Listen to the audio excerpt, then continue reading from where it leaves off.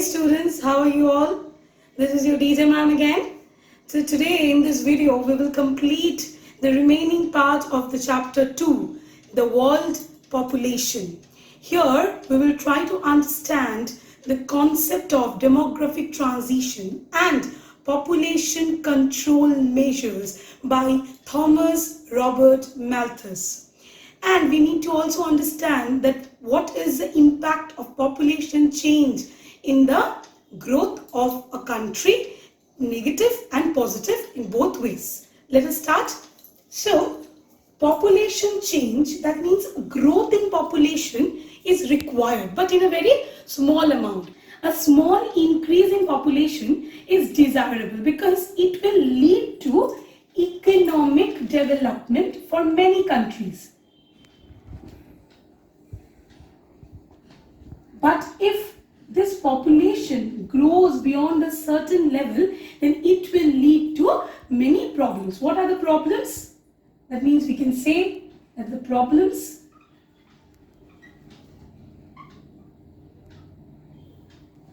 faced due to increase in population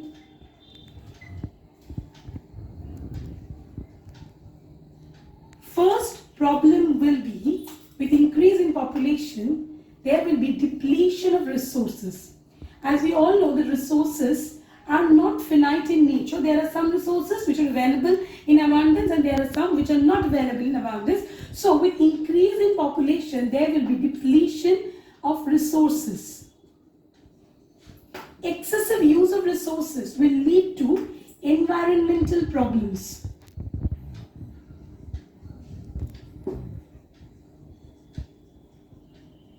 Like increased rate of pollution, global warming, ozone layer depletion, all are environmental problems which are caused by increase of population, extensive use of the resources by the increasing growth of population. It will increase unemployment. As people will not get employment, therefore, and as also the resources will get depleted, there will be scarcity of food grains. We know that our land is limited. So, as the population is increasing, our land is not increasing. The land is limited and we have to utilize that land only for the increasing amount of population. So, there will be a crisis of food grains. That means scarcity of food production. Increased rates of crime, because as people will be unemployed, they don't have job, they don't have money, so to earn money they will do whatever they can. So we can see that especially the youth, who unemployed youth, they are mainly getting engaged in this criminal activity. It will lead to creation of slums, which will again lead to environmental problems. Now, like the people who are moving from the rural to urban area, that is from the village to the cities, now in the cities they do not get fixed places to reside. So what they do, in the fringes of the cities, they start building up the slums, they start constructing the slums like jhupris, and they either stay in jhupris or under the pavement of roads. This way, in unhealthy positions, in unhealthy conditions, they reside in the cities. So this will be the problems which will be faced by the people where the population will increase. Now, if there will be decline in population, that is also problematic. If there will be decline in population, that means the resources which were available earlier, now they are not available for this present generation. So, both ways, like population should increase, but that increase in population should be at a very small rate. it should not be beyond a certain limit, because if population increase, then there is a problem, and if population declines, there is a problem. So both ways, population increase is required for the growth of economy, but at a very small rate, and population decline is not desirable, because it may sound that the resources which were earlier available not available as of now for the present generation. Like for example, the continents of Africa and Asia, here we will see that because of epidemics, because of HIV, AIDS, these diseases are there, we will notice that death rate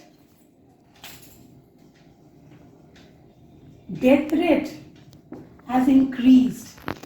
Now because of death rate, as the death rate has increased, the life expectancy has also reduced. So we can say that in those continents, the growth rate of population is slow, right? So the population is growing very at a slower rate, because the death rate has increased and life expectancy has also reduced. So it has slowed down the population growth in these continents of Asia and Africa. The current annual growth rate of our country, India, is 1.64%. Now, there are some developed countries who will take more than 300 years to double up its population. And there are some countries which I have not shown any symptoms or sign of doubling up population. That means in there, the growth of population is negative. Like we have read in the previous video about Europe, that it will take around 100 years to double up its population. Latin America, Japan, where we are seeing that the growth rate is negative. A time will come where the population will not, as we can say, population is not increasing there. Like in Japan, in Europe, the growth rate is negative. So here the population is not increasing, right? So there we can see declining population. So and there are some developing countries where the population will double up in just recent years, like Afghanistan. It will only take 31 years to double up its population. So population growth is desirable for certain economies, and it is also having problems which are faced by the people of certain regions where the population growth is high. Now let us move ahead with the next topic, the demographic transition theory. Now, demographic transition theory is generalized description of changing pattern of mortality,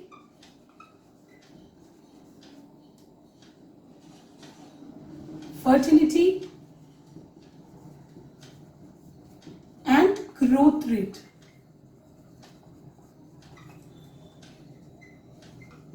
As societies move from one demographic region to another.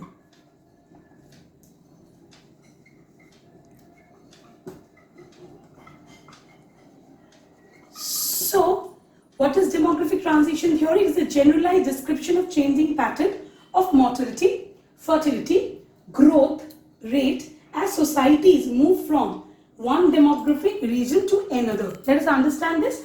Population from high birth rate to high birth rate, high death rate, to low birth rate and low death rate as society progresses from rural agrarian, that is agriculture society, which is illiterate, to a society which is modern, where technology is there, where people are mostly engaged in industries and people are literate, with modern facilities, modern healthcare facilities, broad mind. They understood the need of family planning. So as the society progresses from rural to urban, here we will see that in the rural areas there was high birth rate and high death rate, which reduced in the urban region. There's an urban society with low birth rate, low death rate. This is referred as demographic transition theory. That is a population where, as the society progresses from rural agrarian to urban industrial, we will see that the birth rate, which was high here in the rural areas, which was high, the birth rate along with the death rate. But here, as we progresses to a modern society, as we progress to a literate society, here the birth rate is reducing and also the death rate is reducing. So, with the help of demographic transition theory, we can actually predict and describe the future of any region in terms of population, right?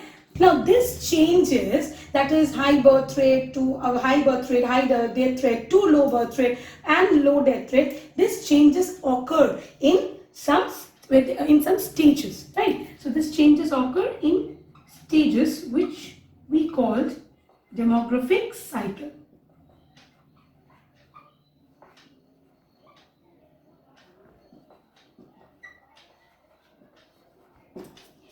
Now this theory of demographic transition was first coined by American demographers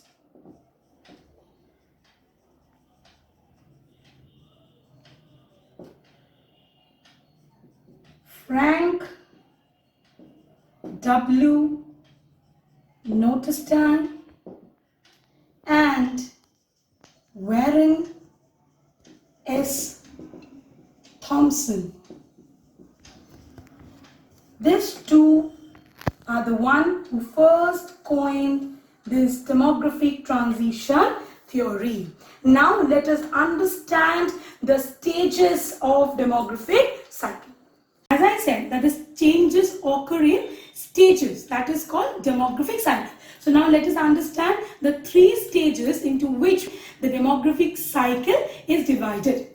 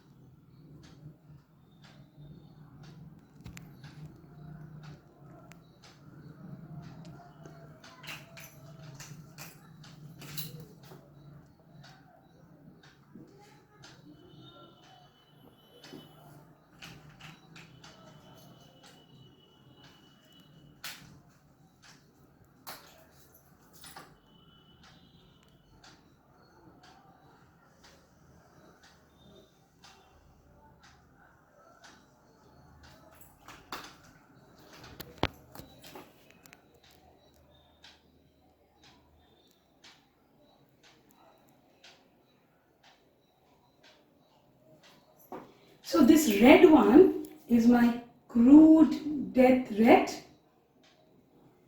and the green one is the crude birth rate. Now let us understand the stages, and here we present world examples.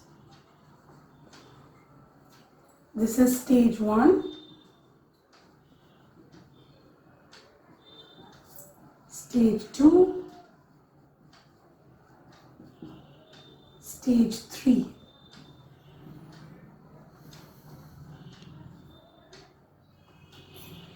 Now, stage 1. In stage 1, what we will notice that in stage 1, the death rate is high. Why the death rate is high? The death rate was high actually due to epidemics or war-like situations, or there was insufficient food supply. So death rate was high. Now to compensate the number of death, there was high birth rate.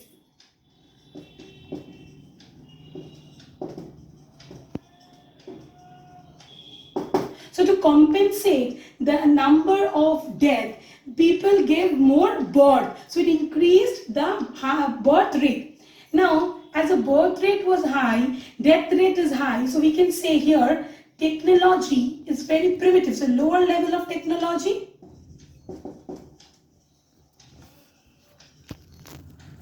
People are mostly illiterate, engaged in primary activities.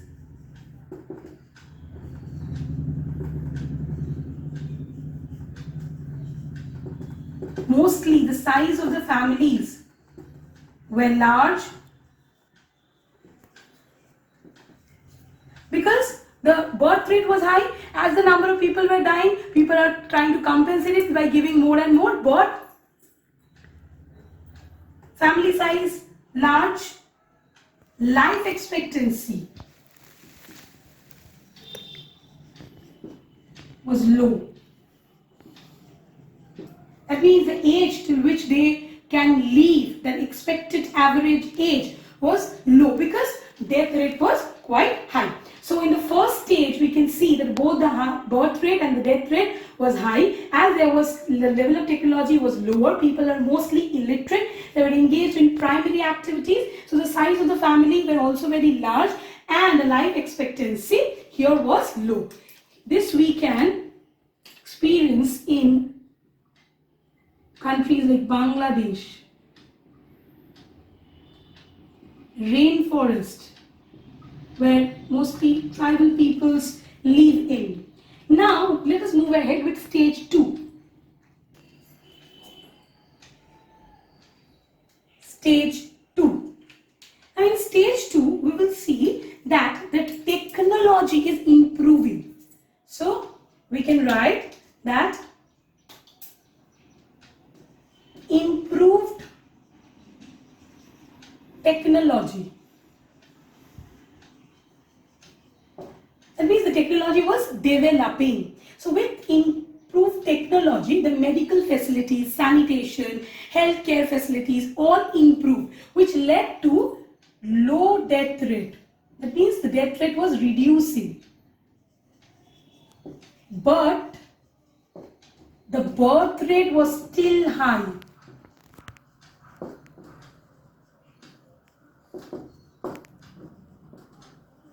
Which led to rapid increase in population. Like this is my birth rate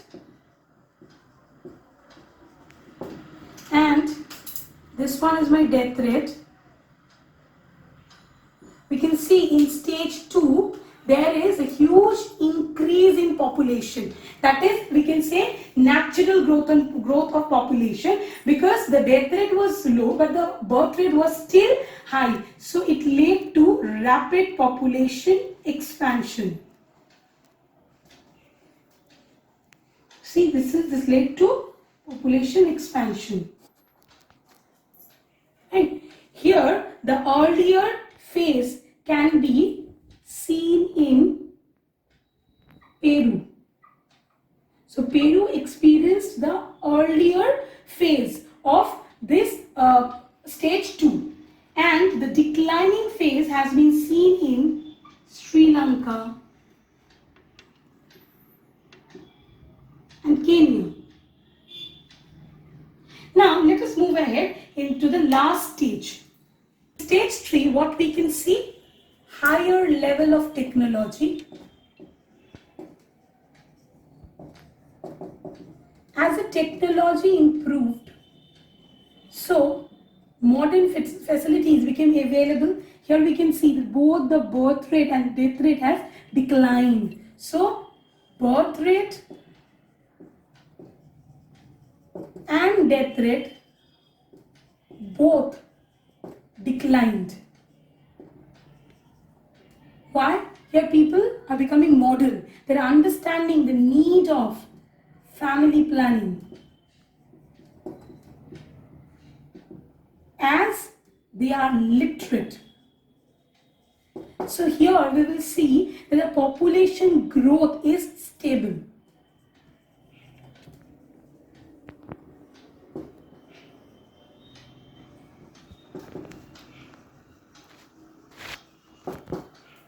This can be noticed in the countries of Canada, USA, Japan, where we will see that the growth rate is declining. Why it is declining? Because of low birth rate and low death rate. So we can say the stage 1 was a stage of high fluctuating. The population fluctuated. Stage 2 will be a stage of expanding, because here the population expanded. And stage 3 will be a stage of low fluctuating. Low fluctuation. Right. So first stage high fluctuation, second stage expanding, and third stage low fluctuation. So we can see that most of the countries of the world are passing through the stage 1, stage 2 and stage 3. There are some countries who are still in stage 1, there are some countries who are in stage 2, and there are some countries who have reached stage 3. Now what we understood from the demographic transition, that demographic transition is actually a population cycle from high birth rate, high death rate to low birth rate and low death rate. Now this is a cycle, and through this demographic transition model we can actually predict the future of any particular region in terms of their population. Now let us understand how can we control the population and what are the measures that can be taken for controlling the population. Now let us understand that why the population need to be controlled and how we can control the population. What are the measures that we can take to control the population with the theory of Robert Malthus. Population control measures, as we have read in this chapter about the growth of population and how this population is creating problems for certain economics, how it will lead to depletion of resources, how it will lead to unemployment and other negative effects of population growth. Now we need to understand that why do we need to control population measure through the famous theory of Malthusian theory that is given by Thomas Robert Malthus. So we will understand the Malthusian theory. Now Thomas Robert Malthus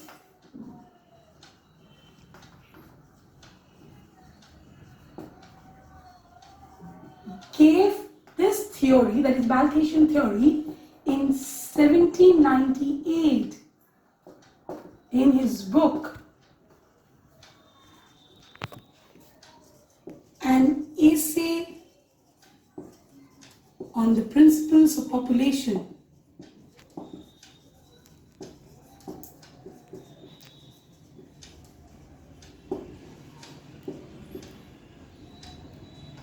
This theory is the theory of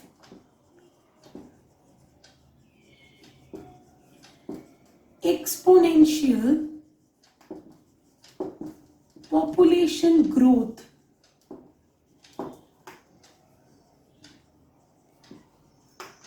and arithmetic food supply. Now let us understand with the help of a diagram.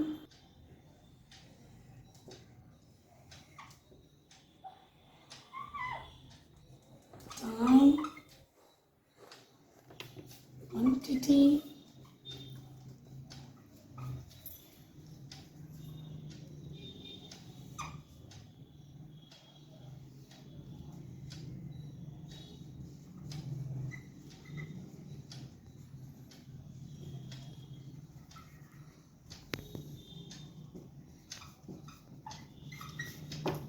Now, according to Malthus, the population will increase in geometric progression.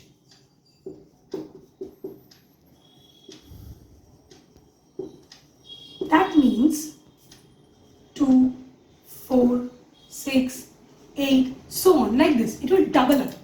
And the food supply will increase according to arithmetic progression. 1, 2, 3, 4, 5, like this. So we can say with the help of this diagram that as the population will increase much faster compared to the production of food, there a time will come where food supply will not be sufficient to feed the increasing population. So to balance between the population growth and the food supply, so Malthus believed that to maintain a balance between the population growth and the food supply, it can be established through positive and preventive checks. Now, what are positive and preventive checks? Positive and preventive checks.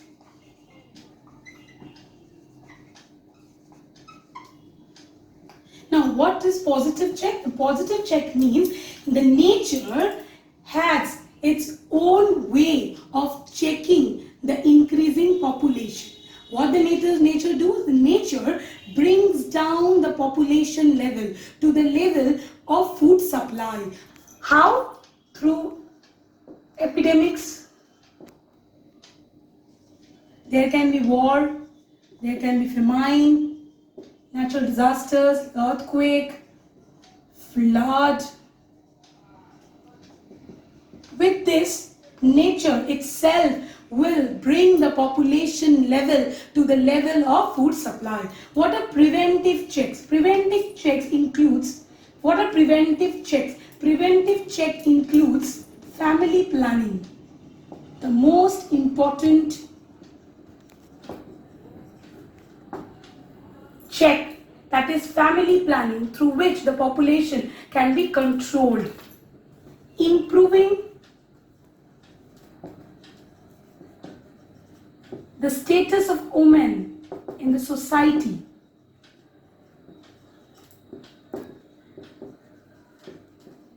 In many places, the women are not treated equally. There we can see the large number of women who are dying because of dowry, or they are tortured by their in-laws, or they are giving birth at a very early age, the adolescent age, they are becoming mothers and they are dying. Improving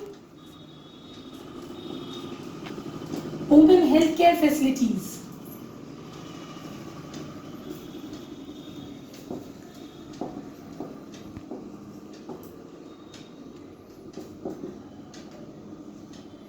Free availability of contraceptives, which is very important for the family planning program. Tax disincentive to the larger families.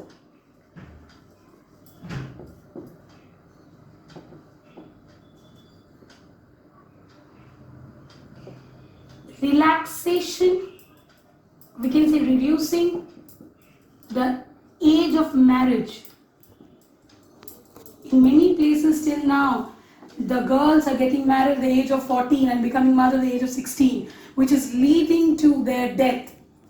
So, family planning, improving the status of women in the society, improving women healthcare facilities, free availability of contraceptives, tax disincentive to the larger families, relaxation of the age of marriage, all these are the preventive checks. So Malthus said that to maintain a balance between the population growth and food supply, we can do this only by establishing positive checks and preventive checks. For the sustainability of the resources and for sustainable quality life of human beings, it is very important for the world to reduce its population. So what we learned in this chapter, we learned about the population distribution, its growth, density of population, factors affecting the density of population, growth of population and associated terms of population, components of population change, trend in population change, spatial pattern of population, doubling type of population, what will be the impact of population change, either if it will increase or if it will decline, and the demographic transition cycle along with the population control measures, the theory by Thomas Robert Malthus. I hope so all of you understood the chapter. Go through your NCERT books. If you have any problem, you can comment below. If you like my video, give a thumbs up, share and do subscribe. Thank you.